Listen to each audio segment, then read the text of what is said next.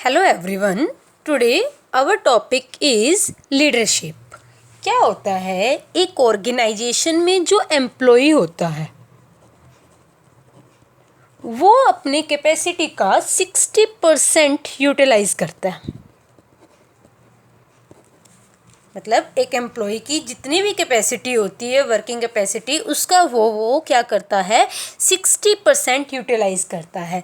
बाकी का जो 40% है उसको यूटिलाइज करने के लिए, यानी कि अपना वो 60% यूटिलाइज कर रहा है अपनी कैपेसिटी का, 40% वो यूटिलाइज नहीं कर रहा।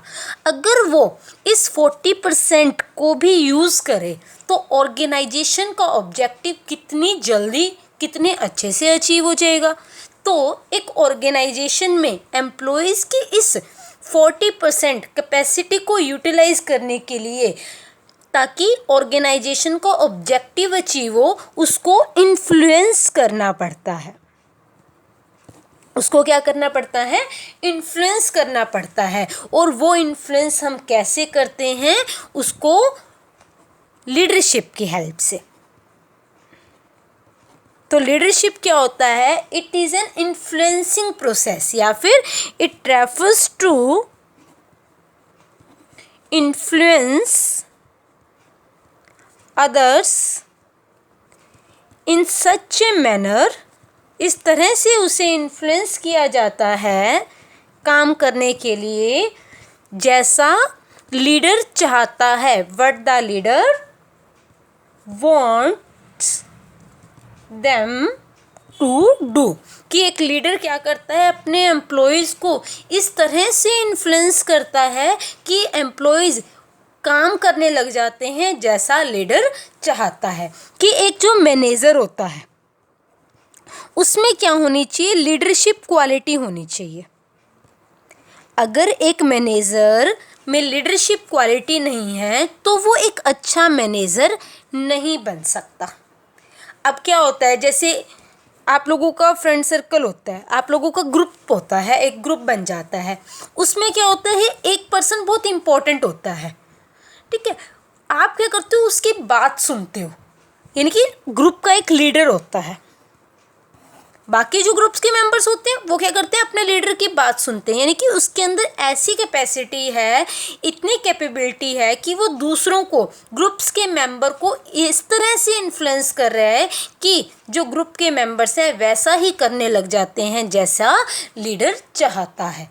इसी तरह क्लास के अंदर एक टीचर आप लोगों को इन्फ्लुएंस करते हैं। तो अगर एक टीचर में कैपेबिलिटी है, वो दूसरों को इन्फ्लुएंस कर सकता है और बच्चे वैसे ही करने लग जाते हैं जैसा टीचर चाहता है। इट मीन्स कि उसके अंदर लीडरशिप क्वालिटी है। तो एक अच्छा मैनेजर बनने के लिए, एक अच्छा टीचर बनने के लिए लीडरशिप क्वालिटी होनी ज़रूरी है। कहते हैं कि मैनेजर अगर हम अच्छा बनना चाहते हैं तो उसके लिए एक अच्छा लीडर होना ज़रूरी है, लेकिन एक लीडर बनने के लिए मैनेजर होना ज़रूरी नहीं है। एक लीडर बनने के लिए मैनेजर होना ज़रूरी नहीं है। जैसे क्या वर्कर्स होते हैं, वर्कर्स की यूनियन बन जाती है, ट्रेड यूनियन। उनमें एक क्या होता है, मेन पर्सन होता है जिसे हम लीडर बोलते हैं, बट वो मैनेजर तो नहीं है। इसी तरह क्लास का एक मॉनिटर चुन लिया जाता है जो क्लास को रिप्रेजेंट करता है, पूरी क्लास की बात आगे जाकर बताता है। तो वहाँ पे वो पर्सन क्या है, वो स्टूडेंट क्या है, लीडर का रोल प्ले कर रहा है, बट वो टीचर तो नहीं है ना। तो कहते हैं कि एक बढ़िया लीडरशिप क्वालिटी होनी चाहिए एक मैनेजर के अंदर, उसे एक अच्छा लीडर होना चाहिए ताकि वो ऑब्जेक्टिव को अचीव करने के लिए इन्फ्लुएंस कर सके। अगर हम मोदी जी की बात करें तो क्या है, वो बहुत अच्छे लीडर है। क्यों? क्योंकि उनमें इन्फ्लुएंसिंग पावर है। इट मीन्स वो लोगों को अपनी स्पीच से इतना इन्फ्लुएंस कर देते हैं कि लोग वही करने लग जाते हैं जैसा वो चाहते हैं। कौन? मोदी जी जैसा चाहते हैं। इट मीन्स कि उनमें एक लीडरशिप क्वालिटी है, वो लीडर है। वो लीडरशिप क्वालिटी के ज़रिए, मतलब उनकी इन्फ्लुएंसिंग पावर इतनी अच्छी है, वो हमें इस तरह से इन्फ्लुएंस करते हैं कि हम वही काम करने लग जाते हैं जैसा वो चाहते हैं। तो लीडरशिप का मतलब क्या है, एक इन्फ्लुएंस करना किसी को इस तरह से कि लोग वैसा ही काम करें जैसा एक लीडर चाहता है। तो एक अच्छा मैनेजर बनने के लिए क्या होनी चाहिए? लीडरशिप क्वालिटी होनी चाहिए। उसके बाद आती है फीचर्स ऑफ लीडरशिप।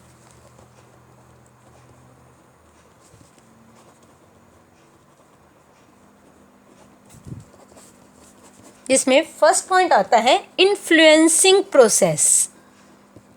कि लीडरशिप क्या है? एक इन्फ्लुएंसिंग प्रोसेस है। ठीक है, मतलब क्या है? एक लीडर अपने फॉलोअर्स के साथ इस तरह से बिहेव करता है कि उसके जो फॉलोअर्स होते हैं वो ऑटोमेटिकली उसके इन्फ्लुएंस में आ जाते हैं, वे वैसा ही काम करने लग जाते हैं जैसा लीडर चाहता है, जैसा लीडर उनको बताता है। उसके बाद आता है second, interpersonal relation between leader and followers.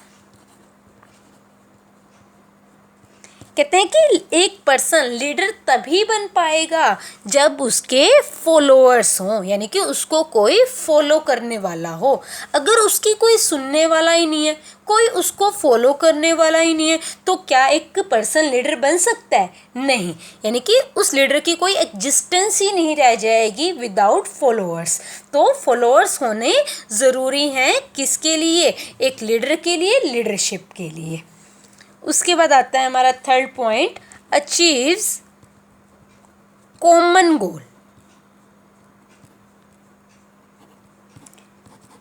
कि जो इसकी फीचर्स है लीडरशिप की वो क्या है कि किस लिए लीड किया जाता है, किस लिए एम्प्लॉयज़ को इन्फ्लुएंस किया जाता है, ताकि वो ऑर्गेनाइजेशन के ऑब्जेक्टिव को तो अचीव करें ही करें, साथ में अपना इंडिविजुअल गोल भी अचीव कर पाएँ। इंडिविजुअल गोल यानी कि एक पर्सन का जो गोल है और साथ में ऑर्गेनाइजेशनल का गोल।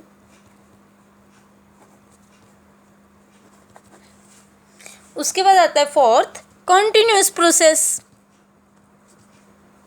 ये पॉइंट तो आपको पता ही है, हर किसी में आ जाता है। कॉन्टिन्यूस प्रोसेस मतलब it is not a one time activity, it repeat again and again. And the last fifth, behaviour changing process.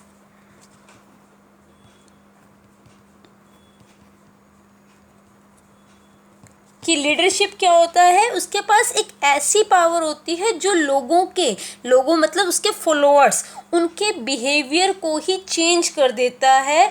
मतलब एक मैनेजर जिसके पास लीडरशिप क्वालिटी है, मतलब जो मैनेजर के साथ एक अच्छा लीडर भी है, वो क्या करता है? अपने सबॉर्डिनेट्स की, अपने एम्प्लॉयज़ की परफॉर्मेंस को बेटर बना देता है, उनको इन्फ्लुएंस करके। तो ये थी फीचर्स। लीडरशिप आपको बताया क्या होता है? It refers to influencing other in such a manner to do what the leader wants them to do. कि इस तरह से इन्फ्लुएंस करना कि एम्प्लॉयज़ या लोग वैसा करें जैसा एक लीडर चाहता है। इन्फ्लुएंस किया जाता है, उसके बाद बिहेवियर में चेंज आ जाता है, सबॉर्डिनेट्स क्या करते हैं? अपनी परफॉर्मेंस को इम्प्रूव करते हैं। इंटरपर्सनल रिलेशन होता है लीडर और फॉलोअर्स के बीच में।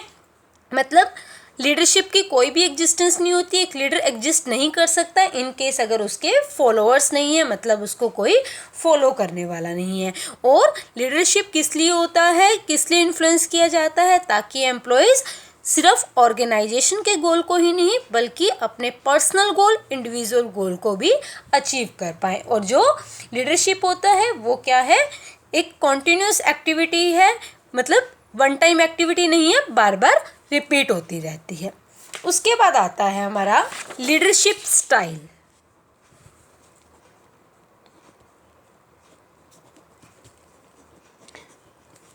Most important question. There are three types, या there are three styles of leadership. First, autocratic leadership style.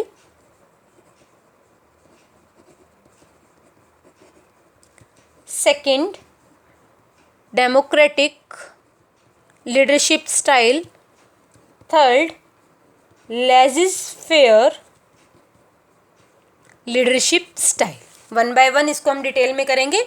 तो आज हम फर्स्ट कर रहे हैं ऑटोक्रेटिक लीडरशिप स्टाइल।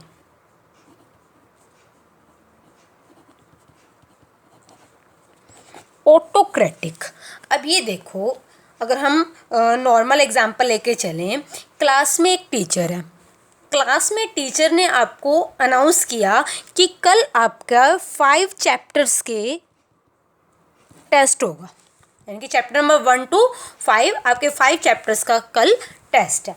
टीचर ने अनाउंस किया और टीचर चला गया।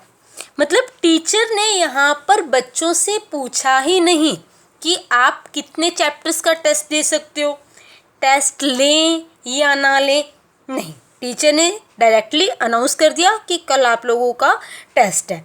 मतलब जहाँ पर पूछा नहीं गया, जहाँ पर जो डिसीजन मेकिंग पावर है एक ही पर्सन के हाथ में है, तो वो कौन सा स्टाइल होता है? Autocratic leadership style. It means वो लीडरशिप स्टाइल जिसके अंदर जो लीडर है वो सारी की सारी अथॉरिटी अपने हाथ में रखता है। एक लीडर सारी की सारी अथॉरिटी अपने हाथ में रखता है और एम्प्लॉइज़ को वही करना पड़ता है जो लीडर चाहता है। मतलब लीडर ने जो ऑर्डर दे दिया एम्प्लॉइज़ वही करेगा। अगर कोई एम्प्लॉय केयरलेस है, मतलब वो काम को अच्छे से नहीं करता, तो उसको क्या किया जाता है? पनिशमेंट दी जाती है, उसको पनिश किया जाता है। क्या बताया? ऑटोक्रेटिक लीडरशिप स्टाइल क्या होता है? जिसके अंदर सारी की सारी पावर क्या होती है? लीडर के पास होती है। जो एम्प्लॉइज़ है उनको वही करना पड़ता है जो लीडर ऑर्डर दे देता है। और इन केस अगर एम्प्लॉइज़ अच्छे से वर्क नहीं करते तो उनको क्या किया जाता है? पनिश किया जाता है। यानी कि जो मैनेजमेंट की सक्सेस या फेलियर की रिस्पॉन्सिबिलिटी होती है वो सारी की सारी किसके हाथ में होती है? मैनेजर के हाथ में होती है। इसको हम डोगमेटिक लीडरशिप स्टाइल भी बोलते हैं। क्या बोलते हैं? डोगमेटिक लीडरशिप स्टाइल या फिर लीडर सेंटर्ड लीडरशिप स्टाइल भी बोलते हैं। कि यहाँ पर क्या है? लीडर मतलब मैनेजर, जैसे क्या है? ए मैनेजर है, ठीक है। अब क्या है? उसके नीचे 4 लोग काम करने वाले हैं, बी सी डी ई, यानी कि यहाँ पर जो लीडर है, यानी कि ए क्या हो गया? मैनेजर हो गया, लीडर हो गया। वो क्या कर रहा है? बी सी डी ई उसके सबॉर्डिनेट्स हो गए, इनको ऑर्डर दे रहा है। अगर इनमें से कोई भी अच्छे से काम नहीं करेगा तो उसको जॉब से फायर कर दिया जाएगा या पनिशमेंट मिलेगी, ये सब चीज़ें होती हैं। तो अब हम बात करते हैं इसके फीचर्स की। और अथॉरिटेरियन लीडरशिप स्टाइल भी हम इसको बोलते हैं। तो फर्स्ट आता है सेंट्रलाइज्ड अथॉरिटी। आप लोगों ने चैप्टर नंबर 2 के अंदर प्रिंसिपल्स किए थे, सेंट्रलाइजेशन एंड डिसेंट्रलाइजेशन। सेंट्रलाइजेशन का मतलब क्या होता है? सारी की सारी जो पावर होती है वो एक ही पर्सन के पास होती है।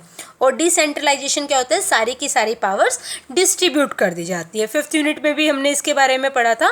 तो कहते हैं कि जो ऑटोक्रेटिक लीडरशिप स्टाइल है उसके अंदर सारी की सारी जो अथॉरिटी होती है, रिस्पॉन्सिबिलिटी होती है, वो एक ही पर्सन के हाथ में होती है। मतलब कोई भी रिस्पॉन्सिबिलिटी, कोई भी अथॉरिटी शेयर नहीं की जाती।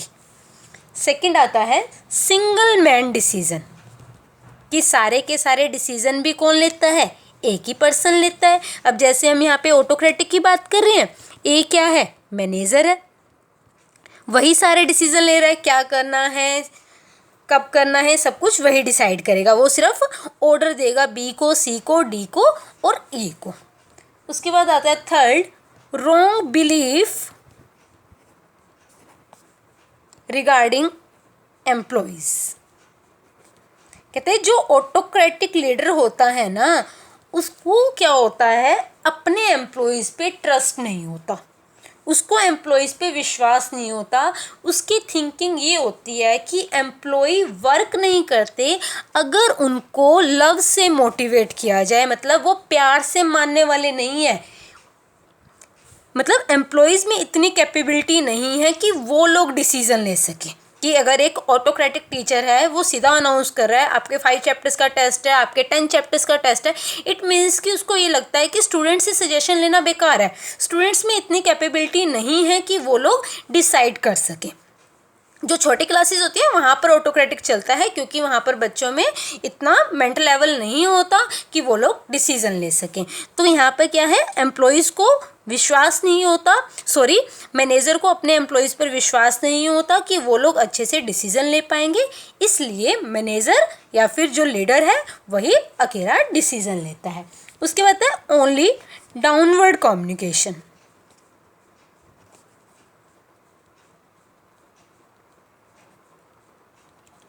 कि जो एक मैनेजर है वही क्या कर रहा है, इनको ऑर्डर दे रहा है। जो कम्युनिकेशन है वो डाउनवर्ड है, ऊपर से नीचे की ओर है। इट मीन्स कि इनसे कोई भी सजेशन, कोई भी फीडबैक नहीं लिया जाता। किसमें? ऑटोक्रेटिक लीडरशिप स्टाइल के अंदर। मतलब एक मैनेजर सिर्फ अपने आइडियाज़ को कम्युनिकेट करेगा अपने सबॉर्डिनेट्स को, एक लीडर सिर्फ अपने आइडियाज़ को कम्युनिकेट करता है, वो अपने एम्प्लॉयज़ के, अपने सबॉर्डिनेट्स के आइडियाज़ को नहीं सुनता। तो ये थी ऑटोक्रेटिक लीडरशिप स्टाइल की फीचर्स। उसके बाद आती हैं advantages of autocratic leadership style. कहते हैं कि ऑटोक्रेटिक के फ़ायदे क्या क्या हैं। First, quick and clear decision. कि कहते हैं कि जब एक ही पर्सन, क्योंकि हमने ये कहा कि ऑटोक्रेटिक में एक ही पर्सन क्या कर रहा है, सारे के सारे डिसीजन ले रहा है, सारी की सारी जो पावर है, अथॉरिटी है, वो एक ही पर्सन के हाथ में होती है। तो डिसीजन बहुत जल्दी लिए जाते हैं, क्योंकि अगर सजेशन लिए जाए, जैसे अगर हम क्लास की ही बात करें, टीचर ने बोला कि कल 5 चैप्टर्स का टेस्ट है, टीचर ने अनाउंस किया, 1 सेकेंड के अंदर, 1 मिनट के अंदर डिसीजन लिया और टीचर अनाउंस करके चले गए। अगर टीचर बच्चों से पूछे, हाँ जी बेटा कल टेस्ट लेना है, बताओ कितने चैप्टर्स का लें, कोई कहेगा मैम 2 चैप्टर्स का ले लो, कोई कहेगा मैम 3 का ले लो, कई तो ऐसे होंगे मैम ना ही लो। तो अब जब डिसाइड करेंगे सबसे कंसल्ट करके, तो टाइम बहुत ज़्यादा लग जाता है। तो ऑटोक्रेटिक का बेनिफिट क्या होता है, डिसीजन बहुत जल्दी लिए जाते हैं। उसके बाद आता है सेटिस्फैक्ट्री वर्क। क्योंकि क्या होता है, लीडर अपने अकॉर्डिंग चलता है, सारी की सारी जो डिसीजन मेकिंग पावर होती है वो एक ही पर्सन के हाथ में होती है, और सब एम्प्लॉयज़ को स्ट्रिक्टली कंट्रोल किया जाता है। तो जैसा एक लीडर चाहता है, जो वर्कर्स हैं, जो एम्प्लॉयज़ हैं, सबॉर्डिनेट्स हैं, वो वैसा ही वर्क करते हैं। तो जब लीडर के अकॉर्डिंग, जैसा लीडर इंस्ट्रक्शन दे रहा है, जैसा लीडर ऑर्डर दे रहा है, वैसा ही एम्प्लॉयज़ काम कर रहे हैं, ऑब्वियस है लीडर क्या होगा, सेटिस्फाई होगा। देन आता है third, necessary for less educated employ. कहते हैं कि ये लीडरशिप स्टाइल वहाँ पर यूज़फुल है जहाँ पर एम्प्लॉयज़ कम पढ़े लिखे हों। मतलब वहाँ के एम्प्लॉयज़ को डिसीज़न लेना ही नहीं आता, उनमें इतनी कैपेबिलिटी नहीं है कि वो डिसीज़न ले सके, वो इतने एजुकेटेड नहीं है। तो उस केस में ऑटोक्रेटिक क्या होता है, बेनिफिशियल होता है। समझ में आया? डिसीजन बहुत जल्दी ले जाएंगे, लीडर के अकॉर्डिंग हो रहा है, तो ऑब्वियस है लीडर सेटिस्फाई होगा, और वहाँ पर बेनिफिशियल है ऑटोक्रेटिक लीडरशिप स्टाइल, जहाँ पर लोग पढ़े लिखे नहीं हैं ज़्यादा, उनमें डिसीजन मेकिंग पावर नहीं है। उसके बाद आता है डिसएडवांटेजेस। अगर ऑटोक्रेटिक के बेनिफिट हैं तो कुछ लिमिटेशन भी है। First, lack of motivation. क्योंकि हमेशा क्या होता है, एक फियर वाला, डर वाला माहौल बना रहता है, क्योंकि एम्प्लॉयज़ को, सबॉर्डिनेट्स को ये पता है कि अगर हमने मैनेजर के अकॉर्डिंग वर्क नहीं किया तो क्या होगा, हमें पनिशमेंट मिलेगी। तो उनका जो मोरल है वो क्या हो जाता है, डाउन हो जाता है, लोअर हो जाता है। उसके बाद आता है सेकंड, एजिटेशन बाय एम्प्लॉयज़।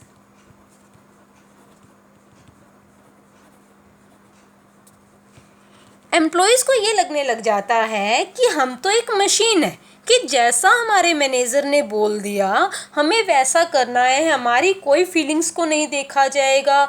मतलब एम्प्लॉय अपने विश के अकॉर्डिंग तो काम कर ही नहीं सकते। उनको क्या ट्रीट किया जाता है, एज ए मशीन ट्रीट किया जाता है। तो एम्प्लॉयज़ क्या करने लग जाते हैं, इस चीज़ को रेजिस्ट करने लग जाते हैं, इस चीज़ को अपोज करने लग जाते हैं। Last third point, possibility of partiality.